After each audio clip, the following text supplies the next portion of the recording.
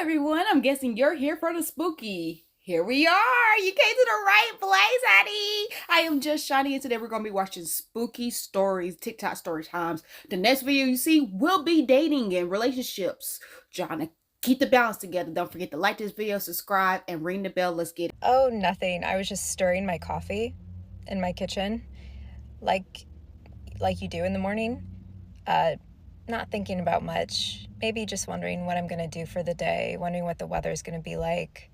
Excited to drink my coffee. I'm always excited to drink my coffee. And I'm zoning in on the spoon that I'm using, my favorite spoon to stir my coffee. Not really noticing or looking at the spoon, but that's where my eyes are resting, on that spoon. And as I'm looking at it, I suddenly lock in and notice a face looking back at me. And of course, I'm thinking, that's me, because I'm looking down. Of course, that's got to be me looking back at me. But when I saw it, when I noticed it, it's like my heart stopped, because somehow immediately I knew it wasn't me, even though it looked like me, but it wasn't me. So I'm squinting, I'm looking at it, and then I see myself exactly as I am in the moment. I'm like, yeah, that's me. It's fine. And just as I rationalize that it's all good, it's just me, the person walks away to my left. I can see it in the spoon reflected back at me. But other than that, I'm doing really great. Girl, not other than that, I'm doing really great, girl. Bye. I just watched a video the other day. I don't know who I was watching. Who was I watching?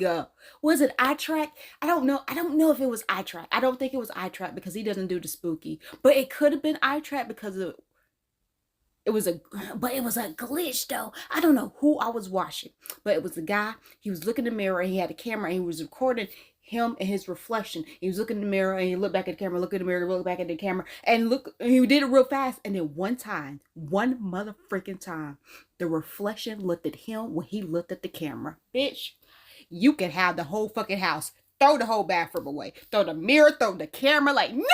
Ain't nobody got time for that. Playing these games, bro. Girl. It lives rent free in my head, bruh. Rent freaking free, bruh. But no, for real though. I don't even want to know. See, this is why I don't look at my spoon. When I look at I think I have that thought, that intrusive thought that comes in my mind when I look at my spoon reflections, and I'm just like, nope. I don't want to think about it. I don't want to get too deep. Like, nope, I'm good. Yeah, friend. I would never drink coffee with a spoon ever again. I would get a stir. I would be off coffee. I'd be like, yo, this is a drug. I'm high right now. I'm high off coffee. I just drank some coffee. I'm high. No, I don't drink coffee, so I'm staying away from coffee now. Thank you for letting me know. She's doing fine. I'm doing fine. After that, I'm doing fine. Story time. Prison therapist experiences. Bored and I'm not really sleepy, so I think I'm gonna give y'all a story time. So, for those of you who don't know, I used to be a therapist at a male correctional facility, and best job I ever had, by the way. So I know in my previous videos I've kind of hit on some of the experiences I've had there, but I don't think I ever really gave you guys like a specific story time until now. So of course I'm going to give you one now, but since I'm going to start this, I'm just tell you right now that some of these stories I might get a little choked up on, because like I said, that job was one of the best jobs I ever had, and that job is where my heart really is. It really is. I love that job. I love the guys I worked with. Loved my coworkers. Like, everything about that job. But the manager is what I loved. So, if I get a little choked up, just bear with me. You know, say a little prayer for me. Look over it and just move on. This particular story is about an inmate. We can call him Mr. B, right? So I've had 3 encounters with Mr. B, all just mind-blowing. Very, very mind-blowing. Mr. B never really been a patient of mine. He was more of a patient of my coworkers, but I ran into into him sometimes whenever I would co-group with my coworker. So the first incident was my very first time meeting Mr. B. Mr. B has a very severe case of schizophrenia. He hears things that are not heard by others, and he sees things that no one else sees. So this particular day, Mr. B was pretty much arguing with the wall, cussing the wall out, motherfucker this, bitch that, all of that, right? When they started interrupting the group, my coworker stopped the group and asked, Mr. B, what's going on? You good? Mr. B was like, oh yeah, I'm fine, but I'm just talking to this motherfucker right here, pointing at the wall, because he's telling me that you're not a good person, that you're an evil person, and this and that. And I'm trying to tell this bitch that you're not an evil person, that you're a good person, and he needs to shut the fuck up. Mr. B was so into the argument that he was pointing his finger. So you know how like when you argue and you point your finger and you know, he was doing all that. Like he was about to whoop that person's ass, whoever that person was. So, it kind of spooked me because that was my first time meeting him. That was my first time experiencing a person like that. You know, it kind of spooked me, but I played it cool. You know, nobody was hurt. He wasn't aggressive physically. That was the first encounter. The second encounter with Mr. B, I was holding a session of my own with just myself and my guys in my classroom. So, I think the inmates were going through telehealth at the time. And if you don't know what telehealth is, it's just when the inmates would talk to their doctors via, you know, like this, kind of like Zoom. And they had to wait in line, you know, for in the hallways or whatnot. So, during this time, I'm not sure if Mr. B had just came from his appointment or was in line for his appointment, but right across from my doorway was the trash can. And Mr. B walked up to the trash can. He looked at me. I can't see. I wasn't really looking at Mr. B, but I could see him through my peripheral vision. So when I turned to look at him, he was looking at me smiling, had a wicked looking smile on his face, right? And I didn't mention this at first, but Mr. B claimed to be like a Satanist. He believed in the devil, I guess. He never really said it, but he would, whenever you would mention God or Jesus, he would kind of downplay it. No, I respect people's religions, people's beliefs. Don't come at me. So there was this thing that Mr. B used to always do that he was well known for, and it was called putting a spell on people. That goddamn particular day, Mr. B decided to put a goddamn spell on me. I didn't know what the hell was going on. So when he puts a spell on you, this is what you see.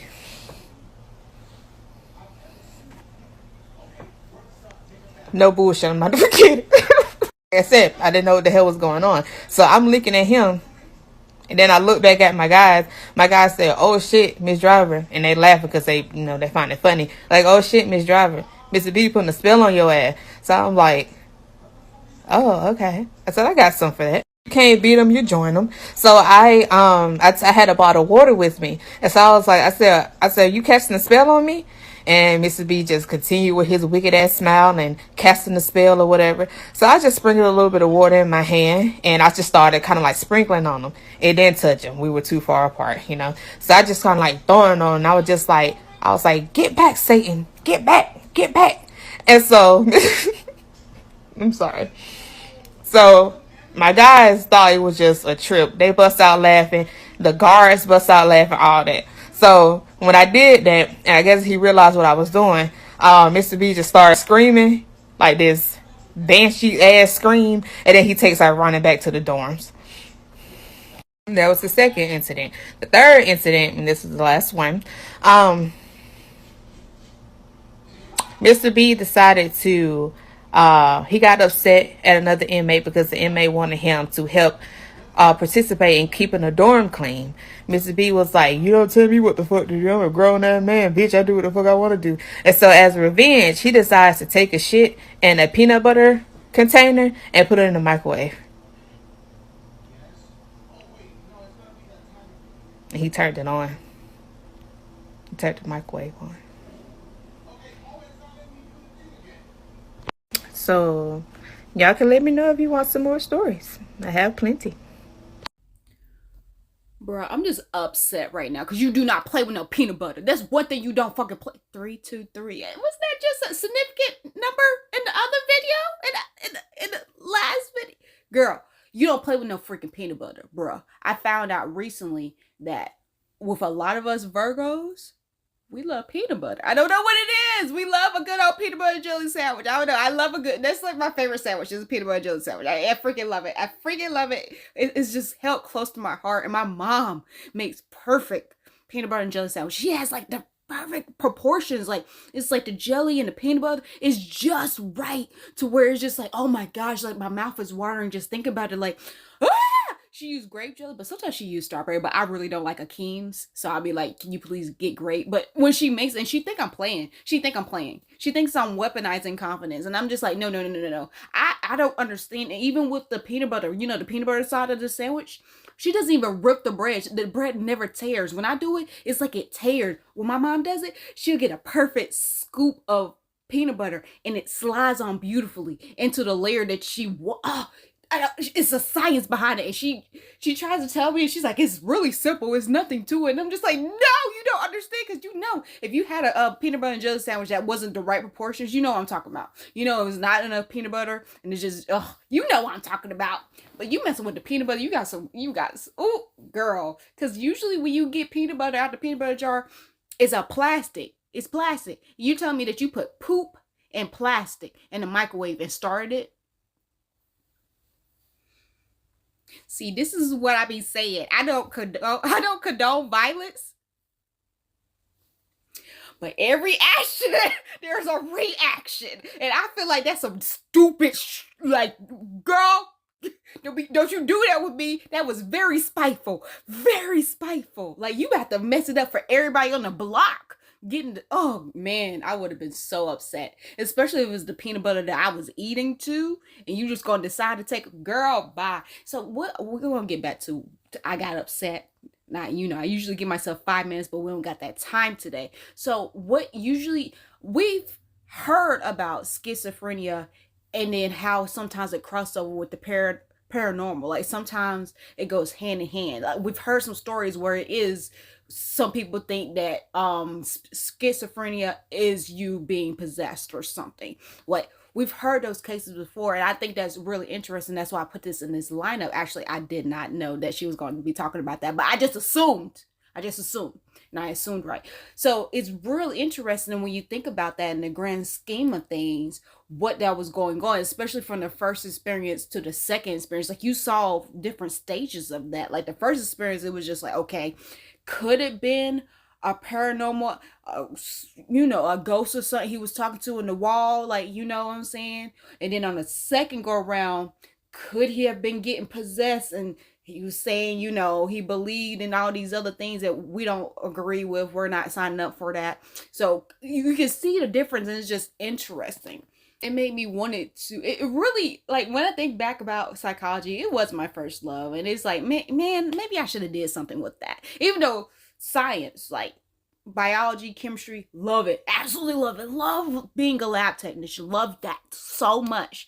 However, I would not mind being a psychologist or a therapist. Like, especially, I used to talk to this girl. I used to have a sugar mama who was a prison therapist. So that just made me think about that. That's low-key why I put this in here. That's not her. But it just made me think about that. I used to always think about that because she was a tall, dark glass of milk girl. Just chocolate. Glass of chocolate. And when she have her suits on, I'd be like, girl, what you mean? You being around all these men looking like that? But she, you know, she was masculine presenting, and it just looked so good, girl. Maybe it was just me. But yes, I love that you combated that with some holy water, boo. I would have made it touch them. Like, what are we doing? You need to be cleansed and blessed. All of that evilness and wickedness need to be rebuked out of you and cast to hell, bruh. Because what are we doing? You playing games and I'm not here. I am not player 1 or player 2. No.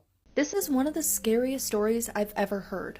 A woman on Reddit shared her experience as a recent divorcee that was starting over. She started renting a new apartment and was really excited for a clean slate. Her new place was really nice. It was one of those types of complexes that even has a doorman, so she felt really safe there. At the time of her story, she'd been dedicating a lot of time to her job and would work late most nights, get home in the early morning hours just to get a few hours of sleep and have to wake up and do it all over again. She would wake up in the morning to start getting ready for work and realize that she had been so tired and out of it that she kept leaving the door unlocked. And then she started to notice that things inside of her apartment would seemingly go missing. At first, it was just small things like nail polish, her hairbrush, things that at first she was certain she had just been misplacing. But then it turned into more personal things like pictures, shaving razors, and most disturbingly, her underwear. This started to make her feel really on edge. So she started to make sure that she was being more intentional about locking her door at night. She would get in the habit of doing it every single night before going to sleep and then would repeat over and over again out loud that she had locked the door. But morning after morning, she would still wake up to find her door unlocked, and she couldn't understand how this kept happening. So she decided to invest in a camera. One night after returning home from work, she set the new camera up and hid it underneath a pile of towels on the floor. She made sure to lock the door and then she went to bed. When she woke up the next morning, everything in the apartment looked normal and nothing seemed to be missing, but the door had somehow been unlocked. So she decided to check the footage from her new camera. She had to fast forward through hours of footage but couldn't find anything. Right when she was about to give up, she noticed the door handle jiggle and then the door slowly crept open. A figure slid through the open door and walked toward the camera. The woman got so scared that she immediately paused the footage and called police. While she was on the phone with 911, she studied the figure on the camera footage and knew without a doubt that it was her apartment's maintenance man. She played the tape a little bit more and could see him walking around her apartment comfortably as if he were in his own home. Then she watched as he turned to walk toward her bedroom just out of view of the camera. The police arrived at her doorstep and she showed them this tape. The officers assured her that they would catch this guy, and she was so exhausted from this entire ordeal that after the police officers had finished their report, she went to lay in bed and take a nap. As she laid there, she was completely drained but still unable to fall asleep. That's when a chilling realization began to wash over her. When she watched that tape, she saw the man enter her home, but she never saw him leave. She sat up in bed and quickly looked around the room. She didn't see anybody, but she kept her attention focused on her bedroom door. In a rush to get to safety, she swung her legs over the side of her bed. Her feet hit the cold wood floor, and then she felt warm breath on her ankles. She raced out of her room as quickly as she could and caught the police officers just as they were leaving. When they went inside of her apartment, they found her maintenance man hiding under her bed, clutching a knife and a Polaroid camera. Bruh, I'm over here like tears are welling up because that was nobody but God, bruh. Oh my God. Woo, God, I thank you, because that could have been bad. Like, bruh, I was just thinking when she was just like, I can't go to sleep. Because, bitch, he's still in the apartment. He's still in the motherfucking apartment. Oh my goodness. Wow. Like, sometimes real is more scarier than paranormal, bruh. Bruh. Tell me you don't agree. That is so crazy. And that's what I didn't like about living in apartments, is that the maintenance could get into my house. That I never liked that. I always said I have to be there if they're coming. Like, they can't just come into my apartment. Like, especially because most of the time in apartments, the maintenance team are men. They're men. And it's just like, yo, I feel uncomfortable. I don't want to feel uncomfortable in my own space. Like, bruh, I'm so glad she put up that camera, because imagine if she didn't. That dude's been coming in and out of her house. What the freak? He was going to unalive her? For why? For why? Like, come on now. I'm so glad she realized it was God all up in the making. Because imagine if she would have went to sleep, bruh. The cops had already left. Clearly, the cops didn't do a good job of looking. Because where was he at? Where was he hiding? Girl, bye. I'm mad at a lot of things, but I'm very grateful. Very grateful that she was okay, bruh. Tell me why the other day. Now, preface this by saying I was high. I was, but I am very, like, super aware of what. I don't know how y'all are when you get high, but when I'm high is when I get creative, when I can do a lot. Like, that's when my ideas come. Like, my ideas come regularly, especially while I'm in the shower. I have ideas in my dreams. I just had a whole dream the other day about the next book I'm about to write. Like, this next book is, my dream was so freaking, it was like, bruh, So yeah, sober, I'm really good. But when I'm high, you ever seen that episode, that season of American Horror Story with the little black pill? And when you take the black pill, it enhances your talent. That's how smoking is for me. It enhances my talent. Like I can do it perfectly fine sober, can do it great. But when I am high, it's like, whew, like yo, it's like I'm super focused and I can get so much done. So yeah, that's what happened. I was a little under the influence.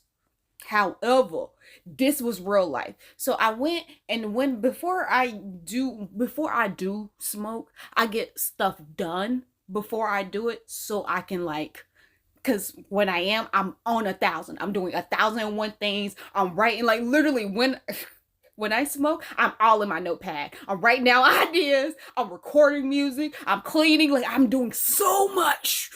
My thoughts are everywhere when I'm high, but I can focus, but it's like ADHD is ridiculous when I'm high. So this time I did not prep before I smoked. Did not prep. I wanted to make me a pizza. So I was like, okay, I'm gonna smoke and I'm gonna directly go in the kitchen before it hits too hard. Okay. So I go to the kitchen and it was just like, I'm a vampire sometimes. So I don't like the light. Y'all seen Sinners? I'm gonna go see it on Sunday, hopefully. So I got the microwave open to get the light, to cast the light. So I was just like, okay, cool. I did everything I needed to do for my pizza and I put it in the oven, but I didn't start the oven because I wanted to do other things and I knew I was high, so I didn't want to get distracted and burn my pizza. So I kept the microwave open. I was like, I'm gonna keep the microwave open so I have light for when I come back, because my room is a distance from the kitchen. So I was like, okay, so I don't have to cut no lights on. I can and mess up my high. I can just leave the microwave open. So I go and I come back and I do what I was doing in my room. And I come back and I was doing stuff. And I was just like, the microwave was closed. I was just like, huh. Now, I know I left the microwave open, but also, y'all know, I live with my mom. So I was just like, okay, maybe my mom got up and closed the microwave. But my thing is, my ears are ginormous. There's satellites on the side of my head. I would have heard, and this is kind of a new house, so it's still settling. I would have heard my mom step, because she has stepping spots in her room that sounds in my room, especially she went to her bathroom. Anything she does in her bathroom, I can hear in my bathroom. So it was just like, my bathroom's right here. So if she would have got up, I would have heard it. If she would have closed the microwave, I would have heard the microwave closing. But I just wrote it off. I was just like, my mom got up, closed the microwave, because she know I'm a little clumsy. I would run into the microwave. Like the other day, I ran into my car door. How did it happen? I don't know. Anyway. So the next time I made a mental note, I was just like, okay, I'm gonna cut my pizza on. I'm gonna leave the microwave door open this time. Made a mental motherfucking note, bruh. It's right here. It's right here. Made a note. Go back, come to check on my pizza to make sure I didn't burn it, because the timer's on, but it didn't sound because I'm trying to be quiet. Notice again, the microwave is closed. And I was like, nah, bro. Okay, the first time, okay, that makes sense. My mama came and closed it. But the second time, nah, she would not have gotten up a second time to close the microwave door, bro. Still can't figure it out. I don't know what that's about. Don't know. Yeah. It's still messing with me, bro. Because it's like, what? Why was the door closed, bruh? I don't know. Like some things I be investigating, but other things would be like, yo, if I find out, what the fuck I'm going to do? It's not like I'm gonna move. It's not like I'm gonna tell I can't tell my mom when she take me seriously. Like it's me, bro. I joke about everything. She'll be like, You she'd be like, you crazy. Was you high? That's the love. She loves asking me that. Was you high? That don't mean nothing, ma. That don't mean nothing. So yeah, friend. I would have been zoned in over there, making a mental note, because that happened last weekend. I'm still thinking about that. So yeah, friend, I'm just glad everything was good. You was safe. God woke you up. God was like, get up. We up. Figure out, like, feel that on your ankles. Feel this hot breath on your ankles, bro. Girl, I'm burning up. Because yeah. Anyway, like this video, follow all the creators, and subscribe.